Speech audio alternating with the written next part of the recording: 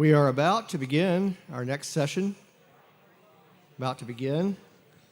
As I said, if you need some extra food or if you haven't eaten anything yet, there is new food back there for you.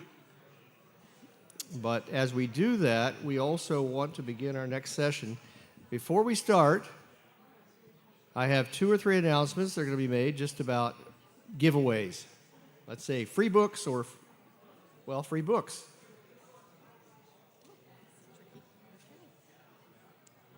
Hello, everyone. Whoops. Did it go off? Is it on? I'm not sure. I'm not. Nope, it's off. Yeah, there you go. Okay. All right. Wait for the green light. There. Hello, everyone. I'm Kathy Rader with Foundation for American Christian Education. I hope you're having a great time. Isn't this conference fantastic? Yes, it is. Thank you so much, CEI, for all the work you've done to put it together. My announcement is we are giving away a dictionary, Webster's 1828 dictionary. I know many of you have a dictionary, but maybe your pastor doesn't have a dictionary. We are giving one away today. And let me tell you, there are only 7 names in the drawing. This is your opportunity. Come fill out one of these contact cards. Yes, you'll get emails, but you may unsubscribe. But you can still win a dictionary. So please come over and see me at the face table to get a free dictionary. Very good. Thank you. And George, where are you, George? Oh, right there.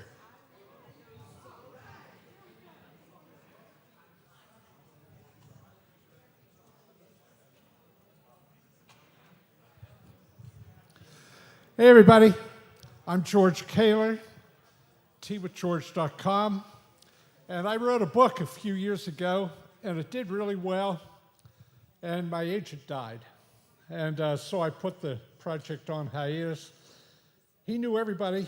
He introduced me to Disney, and the people at Disney said, well, Mr. Kaler, we love your book, but before we take a chance on 20 or 30 million or so, you have to reach critical mass in sales. How close are you? I said, well, what would turn your head? They said, 500,000. How close are you to that? I said, I'm only 470,000 short. Well, anyway, then Pat died, and I thought I could get a lot closer to the 500,000 copies. The Amish school system approached me and said, we would like it as a reader for the Amish schools. And because it's a bestseller in the Amish stores. Well, the problem is there's not enough Amish, but the headmaster of the head of the school board, I drove up north of Harrisburg and met with him, and he said, you're going to have to edit it. I put places in all the books where you need to edit it. I said, I'm not going to edit my book. He said, well, Georgie, by the way, the name of the book is Surviving Georgie.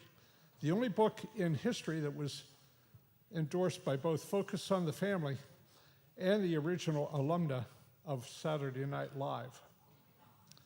Never before, never again. Focus on the Family said, deeply spiritual, as a little boy discovers God's provision and protection in his life. Saturday Night Live said, laugh out loud, funny. The book is just hilarious, read it. At any rate, he said, no, you have to edit this because Georgie is not a good role model for young Amish boys. I said, that's the point of the book. It's called Surviving Georgie. Georgie was, it's a true book. Every word is true. Every person is real. But Georgie was a hyperactive, the world was his Disneyland kind of guy. He's not a role model. People had to survive his childhood. He said, well, you have to edit it. And I said, no, I'm not going to. And I walked away from it. But anyway, it's for free. If you want an autographed copy, meet me in the back. I'll give you an autographed copy for free. I have about 200 left before I do the next edition. I'm thinking of relaunching the project in a year or 2, but we'll see.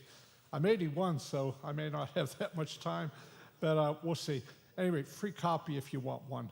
I'll survive. I'll write Surviving Georgie autograph on it for you. Thank you. Thank you. All right. Any other free books? There was. Okay, Steve Sampson back there, raise your hand. Steve Sampson, he has some free stuff back there. Yes.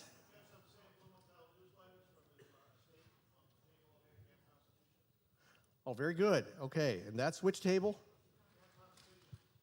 Okay. Right. Gotcha. Oh, yes.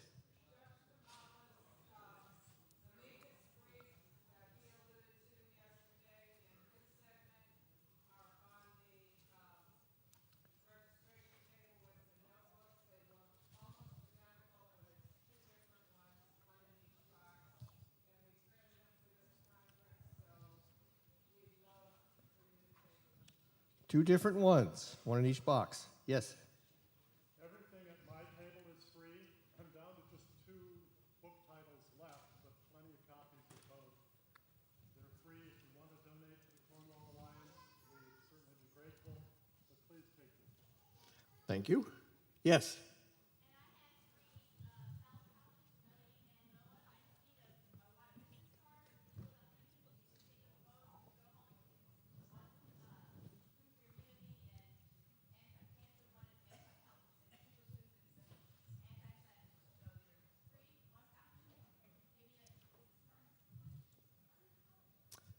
All right. It's now time to introduce our next speaker, Dr. Lisa Dunne from Chula Vista Christian University. This is a fairly new work in Southern California, which is, as I said, hostile territory, but she'll probably tell you more about that. Dr. Lisa Dunne, PhD in Human Development, is founder and CEO of Chula Vista Christian University, an architect of 32 nationwide K-12 homeschool academies. An award-winning educator, author, and speaker with 25 years in the classroom, she champions Christian education, the local church, and the family as cultural cornerstones while equipping Gen Z for academic excellence, relational resilience, and career readiness. Please welcome Dr. Lisa Dunne.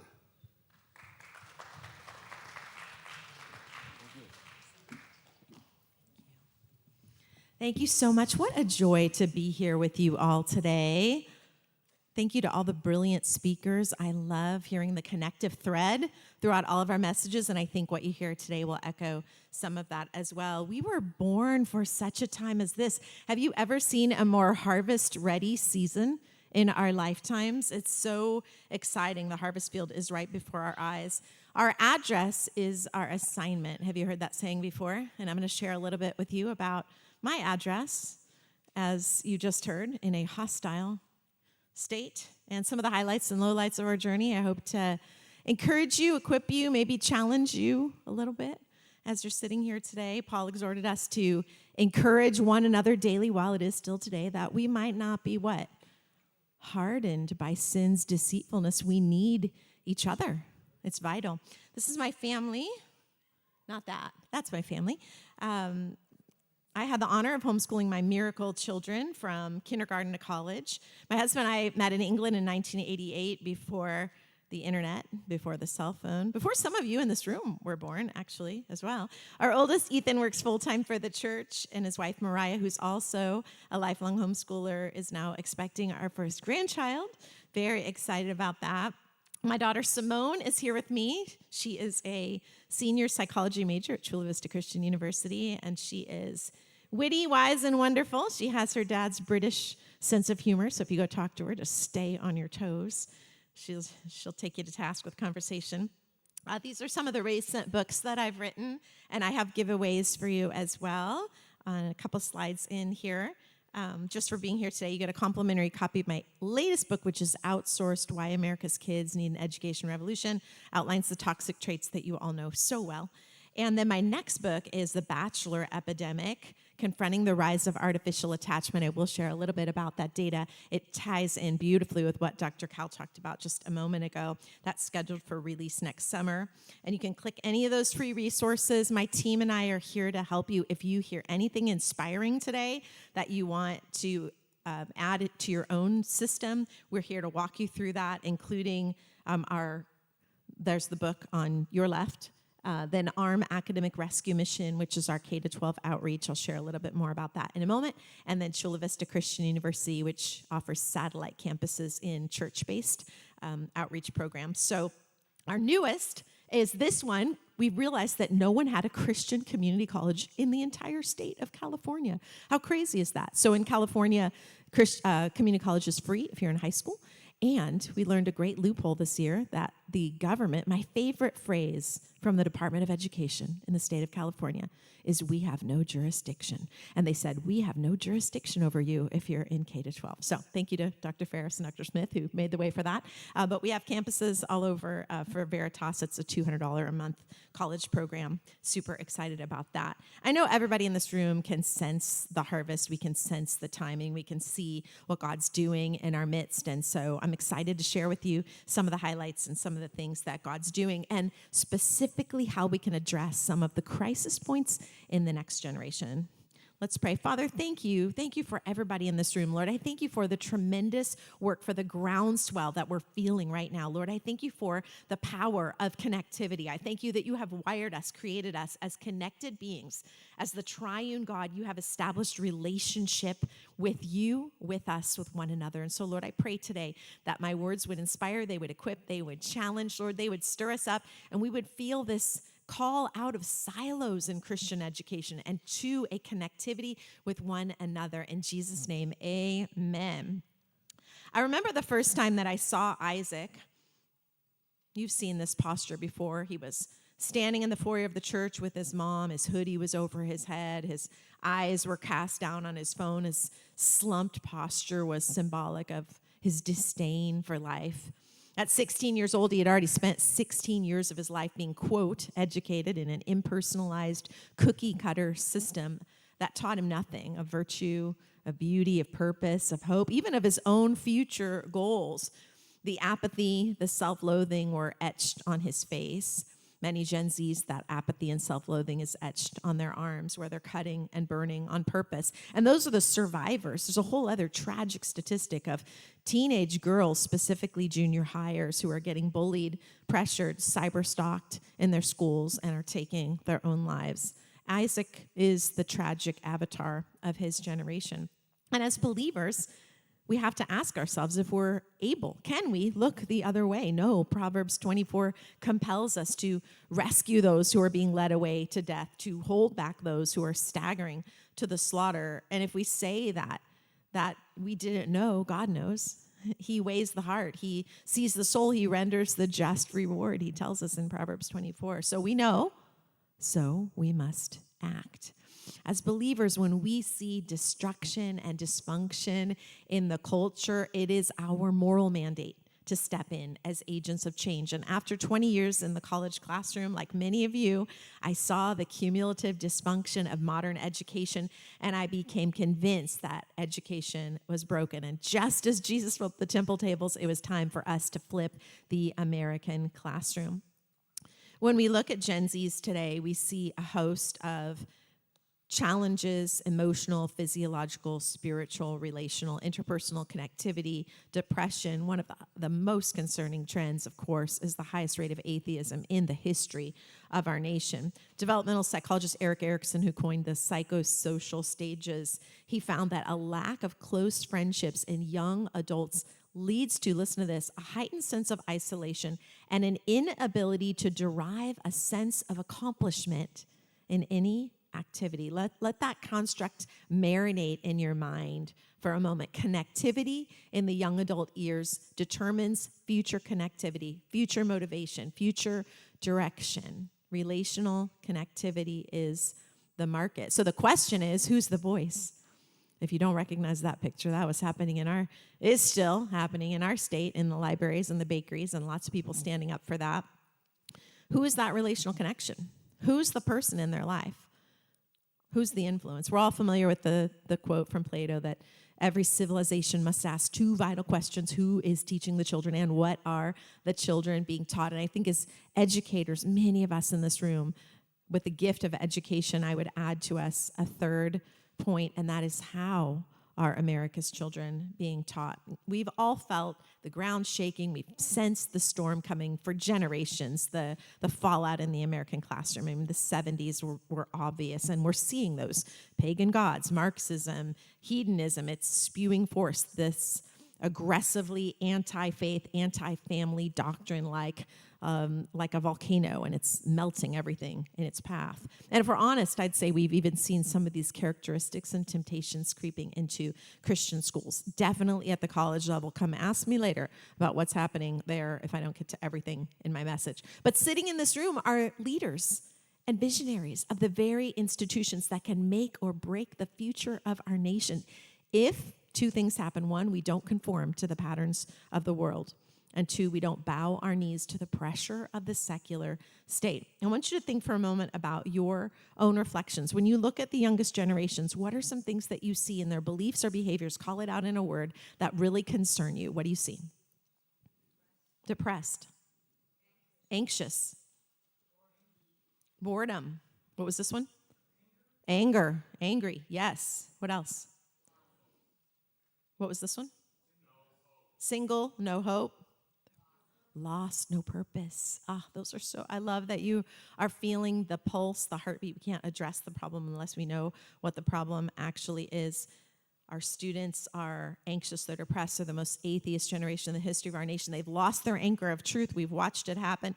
Their distorted love for the blue glare of the electronic screen has replaced the gift of human attachment. One of my biggest concerns for them. Yes, our ecosystem has to be radically transformed for their health. And yes, each of us in this room plays a part. That's really the good news. I've been a college professor now for 25 years. I'm actually a fourth generation educator, which is kind of crazy, with my academic expertise in Gen Z psychosocial development. And I have to tell you, I'm very concerned about the next generation, because being a professor is a terrifying vantage point. You know, you're at the front of the room, you're seeing all the cumulative dysfunction of 12 years of education. You're seeing the fallout of the vacuum of leadership in the home, the co-parenting of the screen, the aggressively anti-faith, anti-freedom, anti-family doctrines that have crushed the soul of America's children. And not only in the public schools, but also in the private schools are we seeing this happen. So as educators, as visionaries, we've got to use our gifts and talents to bring some hope and healing to the next generation. I think that as Christian thought leaders, we've been missing some important cues about Gen Zs. I think maybe in many ways we've even been focused on the wrong things, maybe in an insecure effort to try to prove ourselves to the world. I see it in the research. I also recognize it experientially. I grew up unattached, highly anxious. My mom left our home when I was a little girl, and I had no model of relational connection, no stability. My parents married and divorced 7 different times.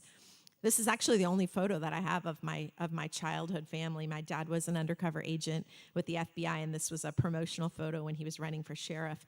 He had his own childhood traumas that drove his behavior, and those were inherited from the generation above him. And then, of course, that generational transmission affected my generation. My first introduction to relational conflict was when my mom walked out the door and left our home. But my second was when my dad punched his next wife in the mouth and knocked out her front tooth. And if you didn't know, that's not a highly effective methodology for conflict resolution, any more than ghosting is, which is what the next generation's dealing with right now.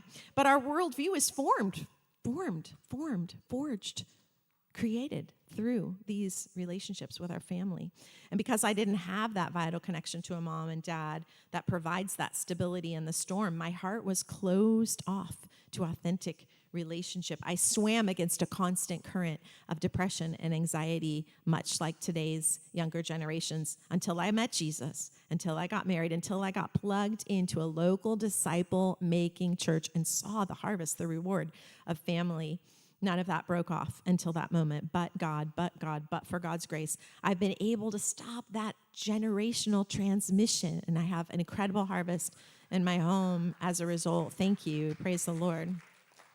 Do you remember that scene in 2 Kings where King Josiah sends his secretary and his high priest into the temple, is rebuilding the temple, and the high priest finds the book of the law? I just imagine the scene of it being buried in the rubble, and he picks it up and blows the dust off, and there it is, the book of the law. And when he reads it, remember what King Josiah does when he hears it? The first thing he says, he tears his clothes. He says, "Great is the Lord's anger that is poured out on us because our fathers have not obeyed everything that is written in this book." That's where we are right now. That's where we stand. On our watch, the Great Commission outlawed. The Great Commandments not allowed to be spoken in the public sphere. We have buried the truth of God's word, the guiding light in the rubble of dangerous nonsense. But right here, right now, right here in this room, we have the opportunity to assess and address these generational transmissions, to stop this crazy train. It's in our power. You know, as I speak in these circles, I have heard recently a lot of resistance to the local church. And so I want to just throw in the idea that as parachurch organizations, we are not supposed to replace the local church. We're supposed to partner with it. We're not supposed to replace the parent. We're supposed to partner with them. So I want to encourage you, if you have maybe felt the wounds of the church, we've all had them, or wounds of parents, we've all had those too. Step back and ask the Lord, and we'll do a little mini altar call afterward. If you need healing for that, I will pray for you. It really is essential. We need each other to be able to take on this big task that's ahead of us.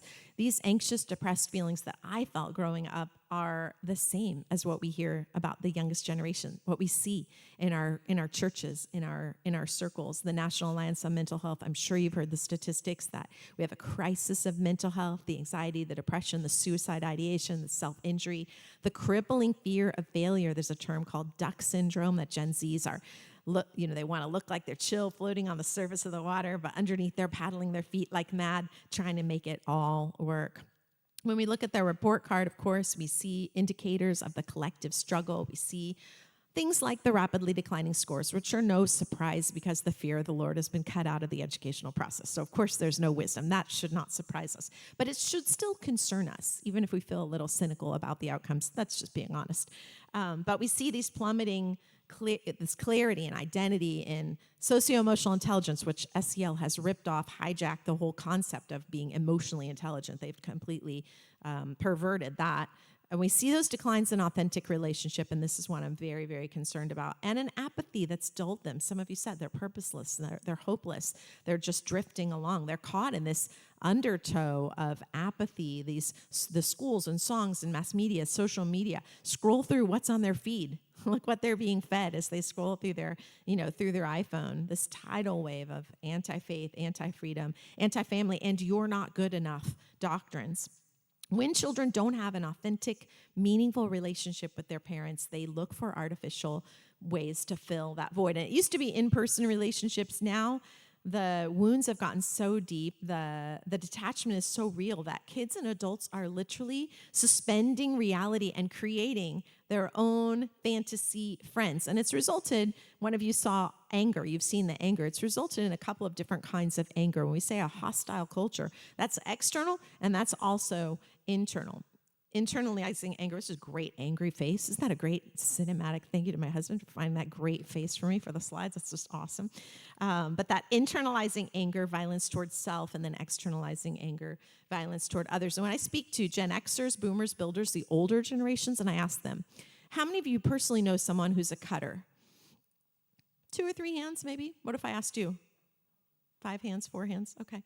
But when I ask that same question in a room of Gen Xers, Gen Zers, almost everybody knows somebody who's cutting or burning to relieve emotional pain. That's a cultural shift that's taken place on our watch.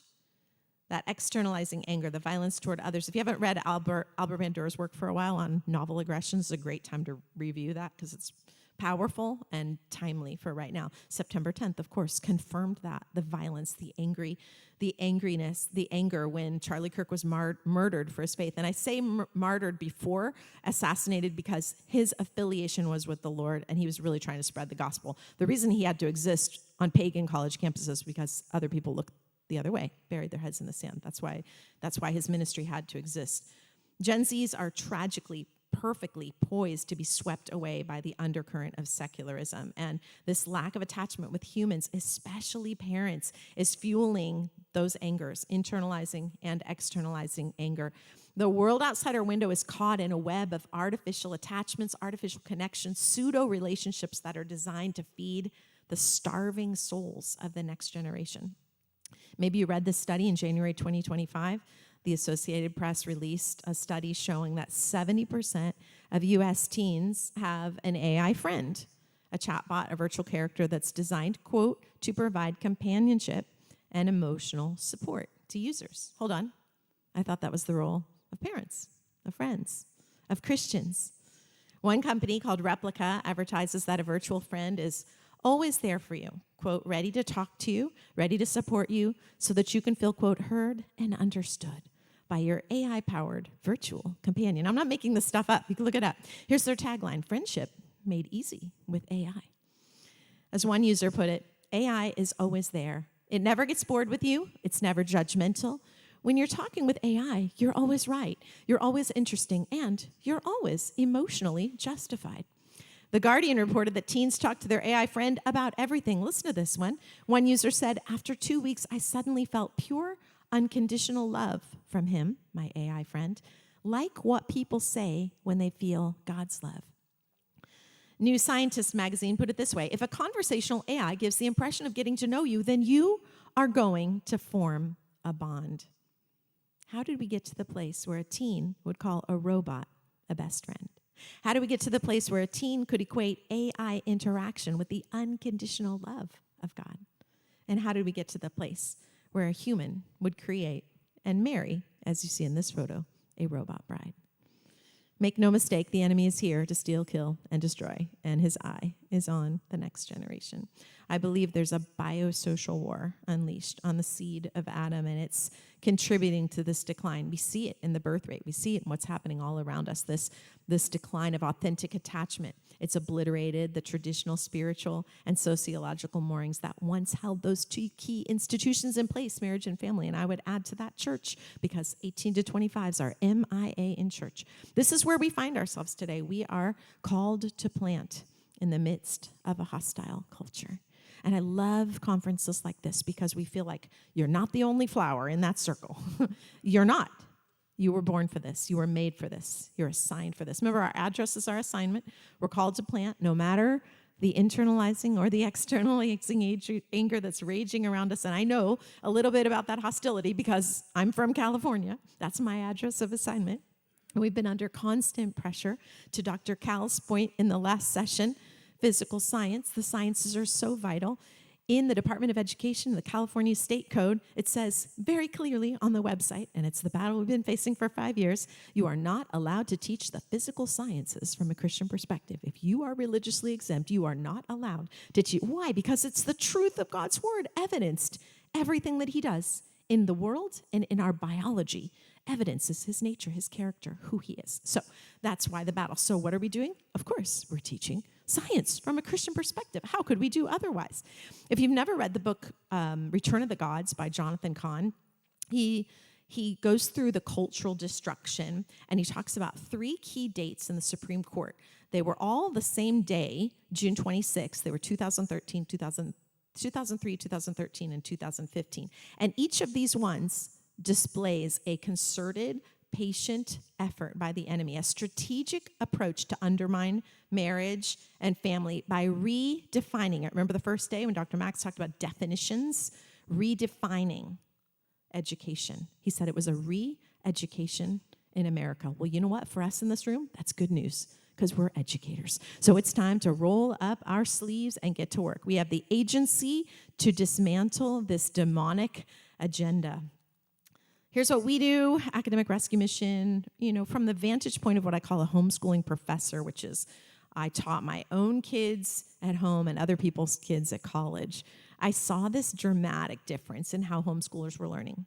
They were engaged, they were joyful, they were curious, they loved learning itself just for the sake of learning, whereas students of the system were often bored. They were frustrated. Homeschoolers had excitement, enthusiasm, and students of the system were often unmotivated to read, to dream, to think, to do their homework, even to care about any of the above. And so based on this research, in 2005, I gathered some families from our church who were homeschooling. We started way back then what was called a homeschool academy was our term for it. And the first one was just 30 students, which we can even help you start with fewer than that. But it was 30 students. It quickly grew to 500 students in 5 local churches. And we provided just this academic structure for them. 2 days a week, they'd be with us in a supportive environment. 3 days a week, they'd be at home. I didn't know at the time what was going to happen with that model and how powerful it was going to be now for us 25 years later. But over the last 20 years, we've helped churches across the nation build these. You've heard a lot of this today. You can hear the thread of agency, of possibility in everything that everyone's saying at the conference. In 2020, I was up for the presidency at a local Christian college, and I already knew all the things that were wrong with Christian colleges. Okay, I'd already been told to take down all my ICR articles that proclaim young earth creation because, oh my gosh, you can't dare say that the book of Genesis is literal in a Christian college. Oh no. So I'd already been in trouble for that many times. But I suddenly realized that moving forward with that college would be being part of the problem. Overpriced, outdated, outmoded, increasingly woke education. And I had the opportunity. Am I going to be part of something where the title Christian is little more than a Jesus bumper sticker slapped on the front of a secular textbook? That's what a lot of Christian schools are right now, unfortunately. I knew that we're going to need a model that would teach students how to think, how to learn, that would eradicate the bondage of college debt, more college debt than credit card debt today.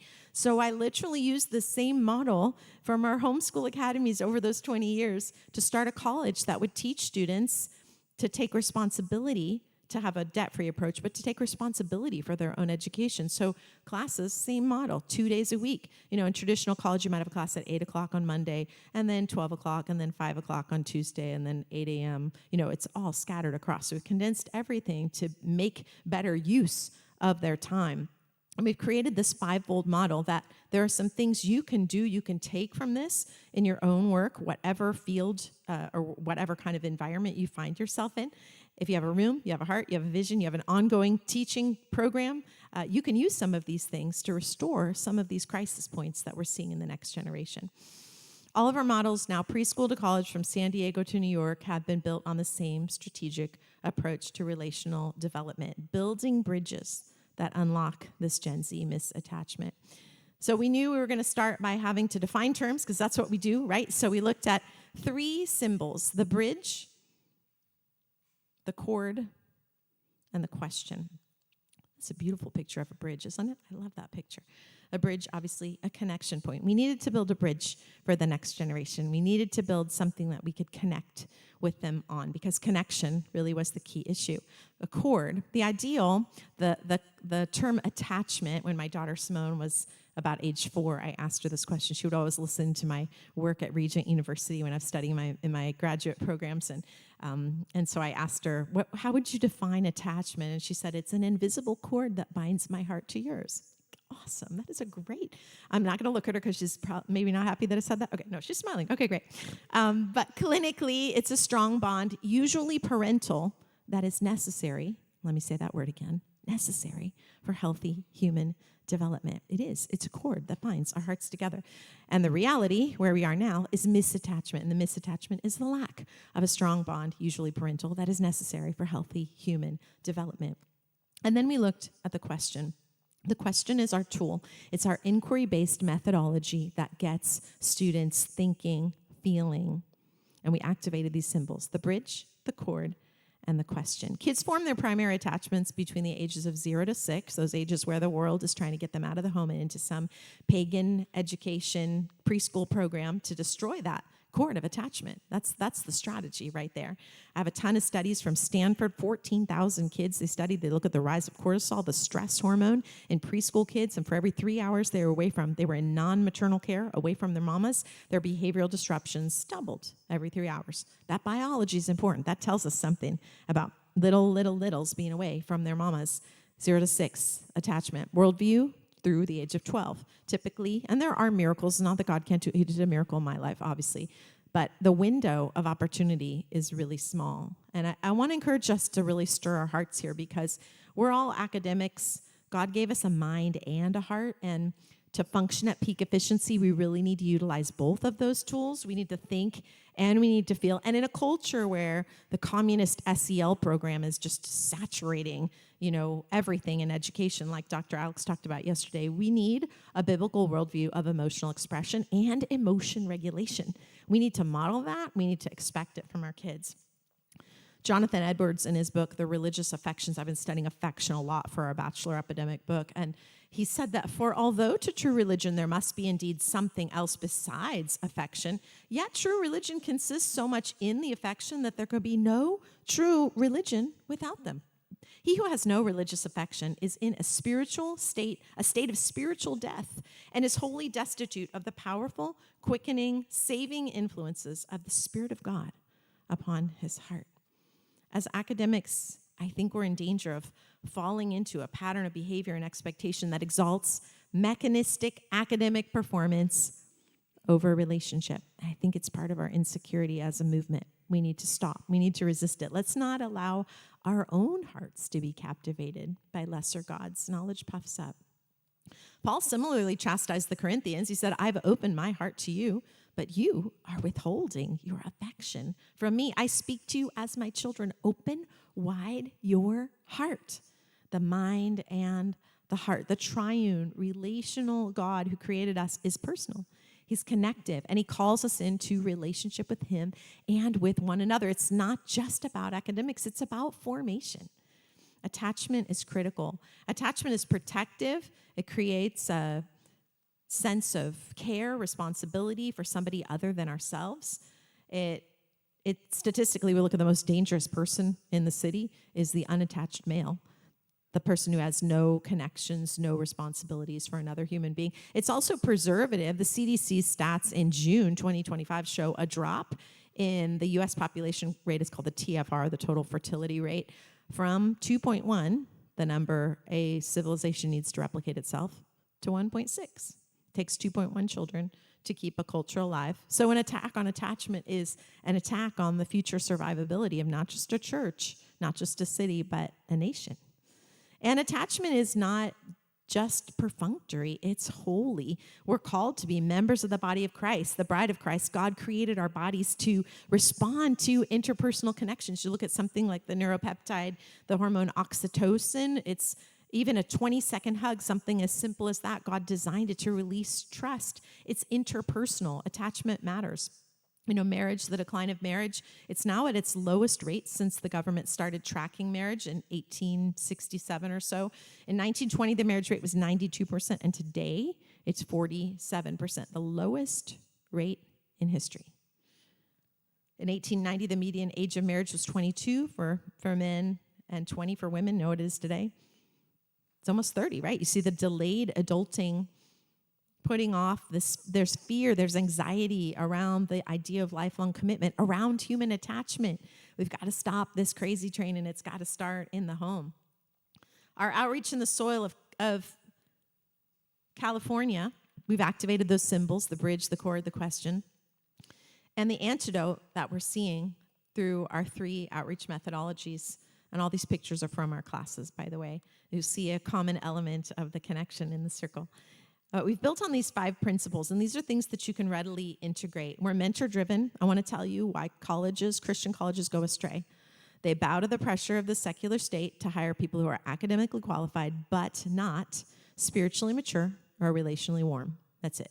Psychology is where I've seen more schools go astray. Psychology and the sciences. You'll hire somebody because they have a degree in science, but they don't know the word. Who cares? Who cares if they have a degree in science? If they don't have a biblical worldview, the most important thing that we can teach is the biblical worldview. I'm not anti-education. I have 5 college degrees. Obviously, I'm not anti-education. But if I have to choose between somebody's salvation and calculus, every time, 100%, I'm going to choose their salvation.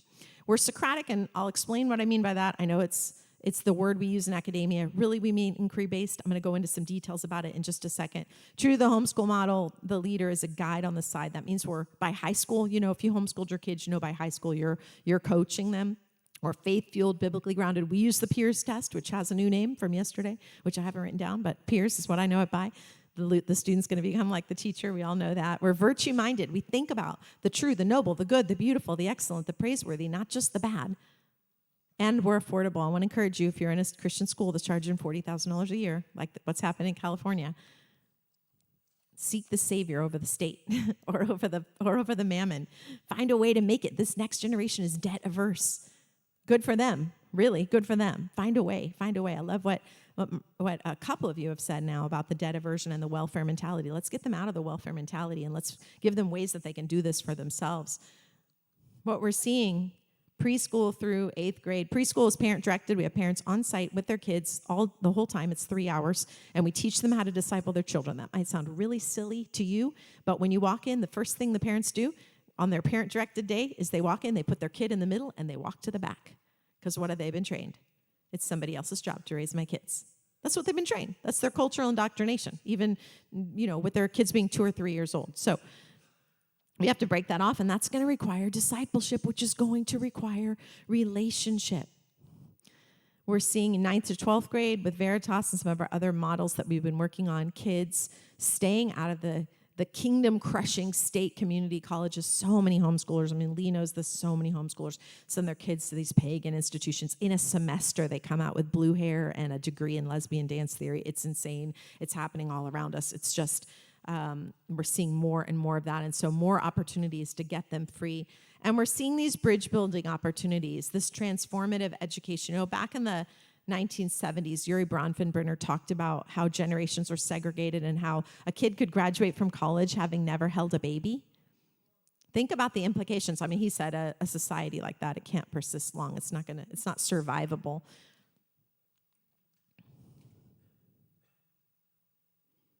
So there's an antidote, and we're going to need to deliver that.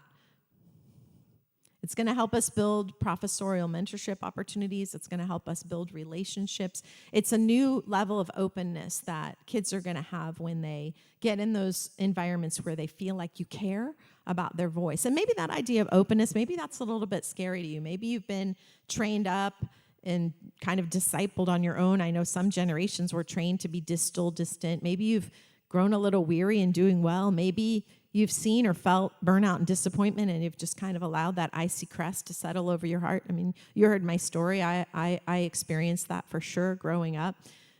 But that triune relational God, again, he's calling us. So this antidote, one of the things we knew we'd have to do is silence the din of digital distractions, because students are very distracted. They're attached to their phones. You open your phone, you get a million notifications. Forget what you opened your phone for, right? Happens to me all the time. So we use classrooms without screens. We actually don't even do PowerPoints. We do everything as discussion. It was kind of fun making this PowerPoint because I haven't done them in so long, other than speeches. We address that digital domination. Games are designed to hijack emotions. They're designed to take men specifically who are created to be warriors. Men's brains and women's brains are very different. Come ask me about that afterward if you don't know.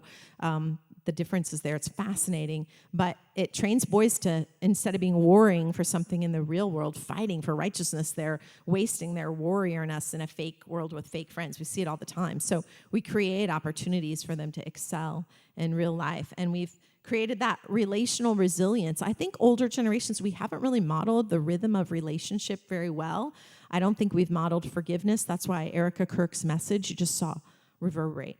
I forgive that young man. You just saw it reverberate throughout every generation of the culture, because I don't think, the Bible compels us as older women, teach the younger women to love their husbands. I haven't seen a whole lot of training on that in my lifetime. I don't know, maybe you have. That's awesome. So we try to model that relational resilience. I'm very concerned specifically about their lack of ability to make friends. I hear so many Gen Zs saying they don't know how to make friends. You remember George Washington? He said, well, of course you remember George Washington in Virginia, but you remember he said, friendship is a plant of slow growth, and it has to undergo and withstand the shocks of adversity before it's worthy of the name. And I think we haven't, again, modeled the longitudinal factors of friendship. I want you to think just for a moment. You don't have to share it, but I want you to think about your own circle, Gen Zs and Alphas.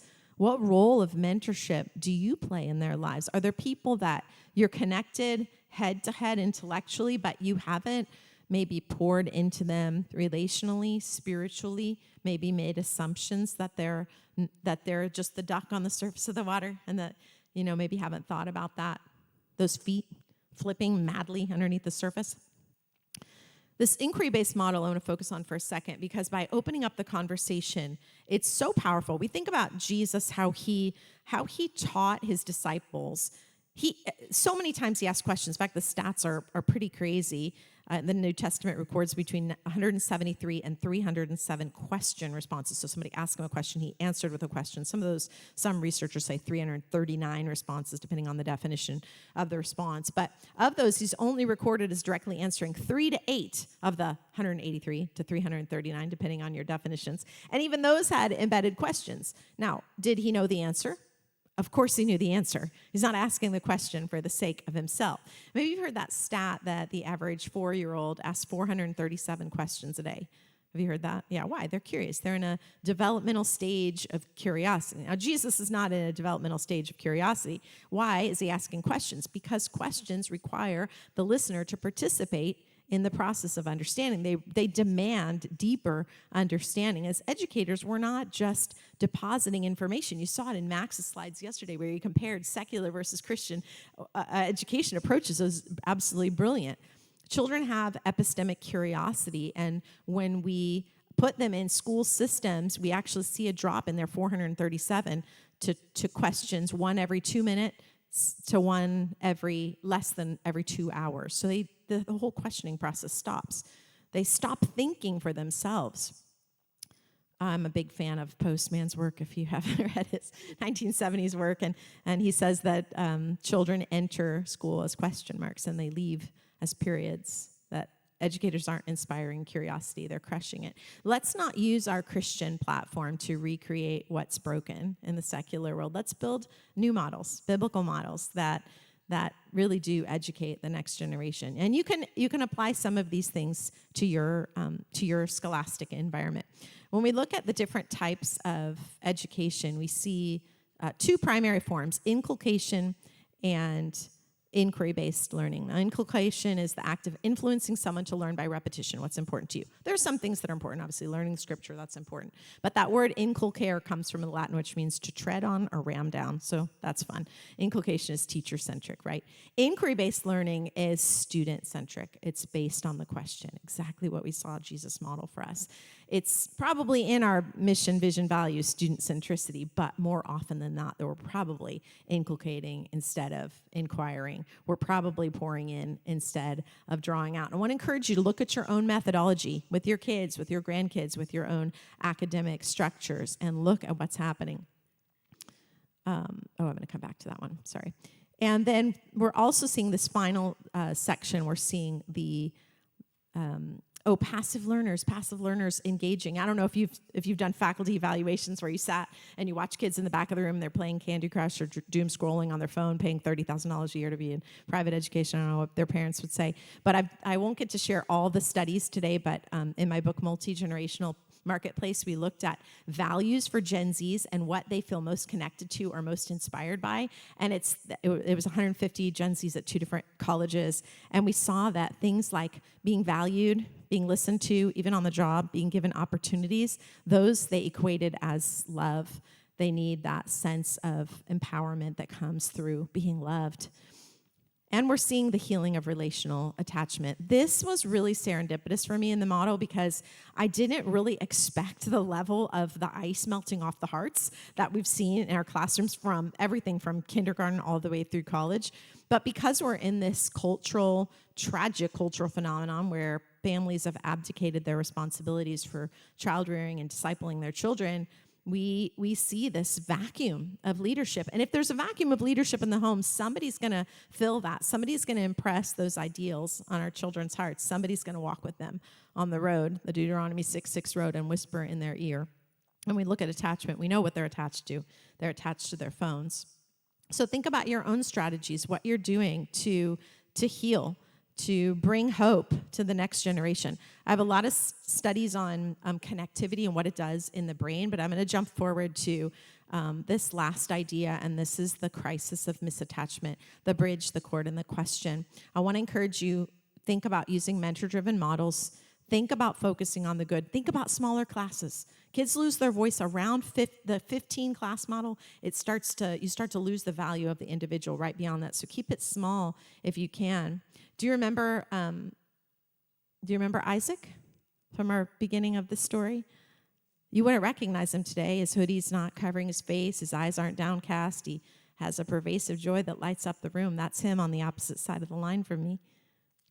That's Isaac. This is education as it should be, innovative, redemptive, transformative. If our focus is purely on academia, we might win the world's approval, but we're in danger of mission drift, of spiritual death, of losing the soul of a generation. Today, we've looked at some educational methodologies that can help you, the bridge, the chord, and the question. And as we close, I'm reminded of that moment when the Ark of the Covenant was captured from Eli's city temple, stolen by what I call the UCPs, the uncircumcised Philistines. How dare you defy the armies of the living God? And it was taken to the temple of Dagon in the city of Ashdod. And do you remember what happened when the false god came into the presence of the real God? Yeah. The false god was completely dismantled, fell on his face, and was dismembered. Dagon fell on his face in the presence of the living God. And we're the carriers of God's presence in this culture. The false gods will be dismantled when we step into our rightful place. The truth, the lie, will crumble when we declare the truth and we refuse to give in to the secular state. When believers partner together, the culture shifts. So let's reclaim our families. Let's reclaim our churches. Let's reclaim our nation for the next generation. God bless you.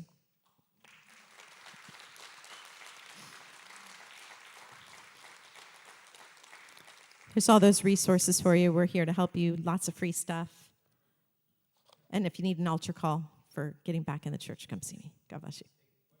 Oh, sure. I'll take questions.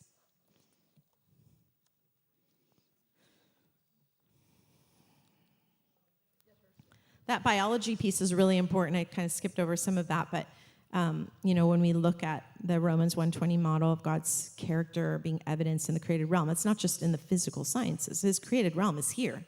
We're his created realm. So when you look at neuropeptides that are designed to build trust between people, more evidence of the idea of interpersonal connection being. Sometimes I'm asked, why do pastors not want to open their churches? We send emails every month to 10,000 churches, and we get responses, from 5. But I'll take doctors. Yes, Ray's question first. How many years have you been in existence?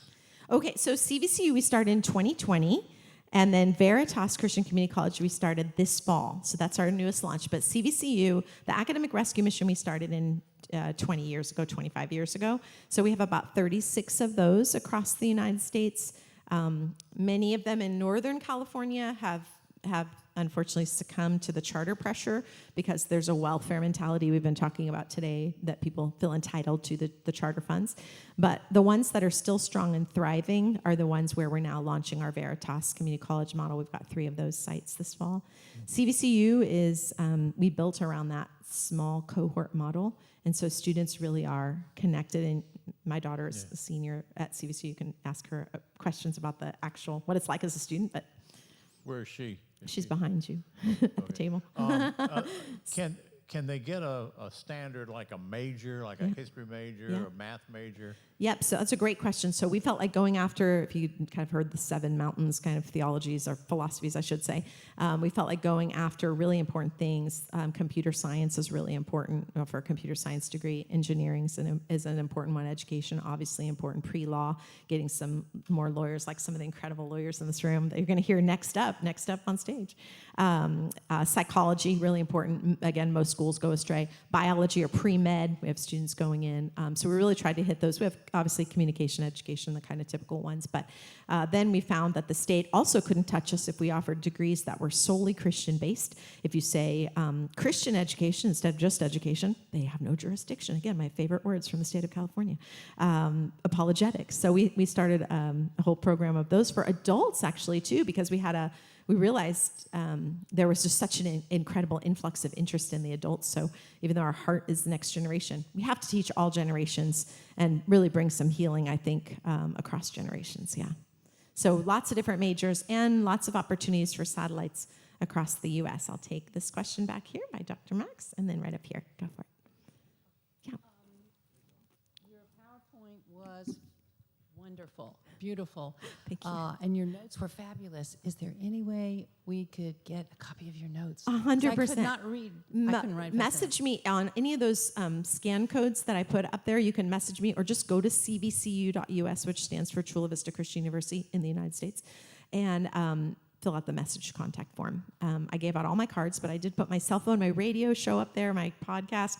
And if you search the friendship formula and my name, you get some of our shows that talk about how to help your kids or grandkids develop friendships. It's actually very formulaic. It's kind of crazy, but the science of friendship, and you can help give them some specific steps like disclosure. There's no friendship, no relational development without disclosure. The science proves it. So the biblical science proves it. Great question. Right here, yes. First question, do you offer virtual? Yes. So here's how we did virtual. I didn't want to be an asynchronous, just one more kids in front of a computer screen, and I really fought that for 5 years. But I speak a lot in homeschool circles and debate circles and things like that, and the parents would say to me, I don't want my kid to move from home. And I thought, wait, I don't want your kid to move from home. I want your kid to be in your community for your lifetime. And so we started offering a kind of a reverse method of what we do. Like we have professors from the Institute for Creation Research, ICR.org. If you don't look them up, they're amazing. Their paleobiochemists will teach from Texas to us, but we have a live classroom on our end, and then they'll do events like we'll go hike the Grand Canyon together, so there's interpersonal connectivity. So it's kind of a hybrid model. So that's the satellite program. So if you have a church or you have an existing academy where you want to bring that model in, then you come talk to me or message me. If you just look up my name, if you look up Dr. Lisa Dunne, you can find fun stuff. And connect with me right away. I'll DM you back and everything on social media. Yeah. So yes to virtual campuses. Virtual, yes, with opportunities for in-person connection. And the college? Yeah. Oh, for the college. Yeah, for the college. Yeah, the K-12s we do all over the United States, but the college, the virtual piece is new because I was resisting it. But now I've realized we have to just do it and keep it. Yeah. And do you also help open or will you help open your colleges throughout? 100%. Our goal is 3,100. We need an affordable, mentor-driven, inquiry-based model in every county in the United States. So 3,100, definitely our goal. Yes. Great questions. Yes. Hands up real quick first. Let me remind you that in the booklets you got, the notebooks. Oh, you're right. Thanks. There is contact information for each speaker. Yes. There. Thanks. That's right. You made it easy. Thank you. Dr. Dunne, something I don't hear addressed very often is the Christian schools that, to a large degree, parody public schools, but with just a smattering. The Jesus bumper sticker slapped on the front. But I know of someone in my own life who has damage, long-term damage from abuse in a Christian school. Yeah. And in fact, there's a Facebook page that says, I survived, name of the school. Wow. And unfortunately, that's not isolated. I wanted to hear your thoughts on that. 100%. I would say in colleges, there are 6 Christian colleges left in the United States. Come ask me. Rick Green agrees with me. Come ask me afterwards. And I would say the vast majority of Christian schools across the U.S. are not biblically worldviewed. Well, you heard it in Dr. Max's yesterday. I mean, they're not biblically worldviewed. And when we did the peers, we had some people we had to let go. You're not going to make it through the gate. Actually, my first test for hiring is who's your pastor, and will you write me a letter of recommendation? 95% of the applicants I never hear from again. So it's easy. It's easy for hiring. So I agree with you. I think that's the tragedy. I think sometimes that's even worse because parents put their kids in and they think, I can trust these people. But if they're not hiring biblically worldviewed teachers, you've heard it all through the weekend, we're not teaching from that perspective. It's going to be, you're with the Lord or you're against the Lord. There's no middle ground. So, define it. So I tell parents, drive around and look at the high schoolers and see what the fruit is. And that'll tell you, But come talk with me. Yeah. And again, you can reach out to me. I'm happy to talk with you. As you heard, the contact's all in the book. So you can email me as well or text me. And it does. Did I see one more hand? Yes. Thank you. Accreditation. Great question. Accreditation. People still care about it, even though it's a government watchdog. But we actually partner with TRACS, which is, you heard that mentioned. Actually, Lee mentioned TRACS. I started watching them about 6 years ago and thought that I knew I would never go with any of the state college accreditation agencies because I've chaired 2 of those committees, and they'll always ask you, why are you wasting so much time on the Bible? They pressure you for secularization. But TRACS is a Christian organization. You do the same things, but they don't don't push against you for your biblical worldview. They encourage it. So I'm actually speaking at tracks, I don't know, 4 weeks or something in Orange County. If anybody else is from California, come hear it. But the accreditation process is a 5 to 8 year process. We're in year 5, so we are in what we expect to be pre-candidacy this fall. We've had to jump through a lot of hoops to get there because, as you know, California is a hostile environment. That's us in the ring right there. But we're very close. We've worked really hard on that and paid the state has fined us for teaching physical science. They fined us $50,000, which is basically my entire salary. So that's the world that we live in. But you know what? Again, we were born for such a time as this. So let's inspire and encourage each other to move forward. I don't think in a year accreditation is going to matter. I mean, really, we're hearing everything is crumbling in that field, but we're still pursuing it for right now. And it's really just a benchmarking process to make sure you're teaching, what students are being taught across the rest of the spectrum. Yeah, great. Thank you so much. It's been my honor and joy to be with you today. Keep up the great work.